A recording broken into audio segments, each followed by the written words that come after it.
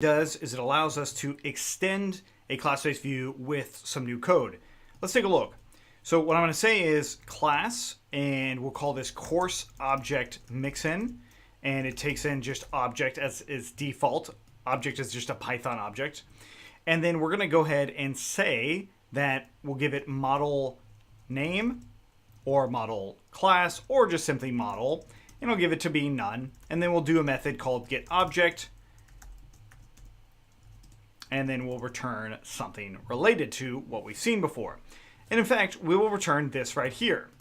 So we've got our object here, and instead of course, we'll just do self.model. And of course, the default itself is going to be course. So we'll just leave in that default. So this is now going off of this, right?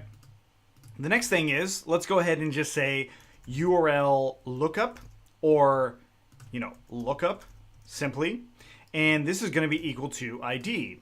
So now down here, I can just change this to being self.lookup. Okay, so that's pretty much it. This will help me reduce redundancy inside of my code. So I can grab this object mixin and just bring it into my delete and quite literally get rid of that getObject method now because it actually works in here. It's this right here is going to call the mixin's version. And you want to make sure that you put the mixin first and then the class-based view or the final class last. And then we can do the same thing for update. We can do the same thing for create, or well, actually we don't need it in create, but we also don't need it in list. And then finally detail. Right, so the object down here, instead of being all of this, we would just do context object equals to self.getObject. Because the rest of it is going to handle as we expect, right? So it's going to raise that error if it's not there, just like that. And it's going to look up by that field. Unfortunately, the lookup is going to have to be identical to what we've got here, right?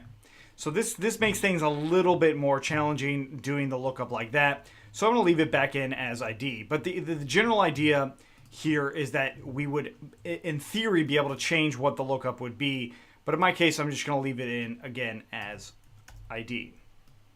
But that's how this actually works. The mixins actually work just like this. So now that I've got all that, let's go ahead and take a look inside of courses. Let's go to the first one. Still working. Update. Still working. Delete. Still working. So we've now reduced the amount of code that we have by creating our own mixin. And of course, as you see, we can make it more complex. And once you make it more complex, then our class-based views are even that much more superpowered.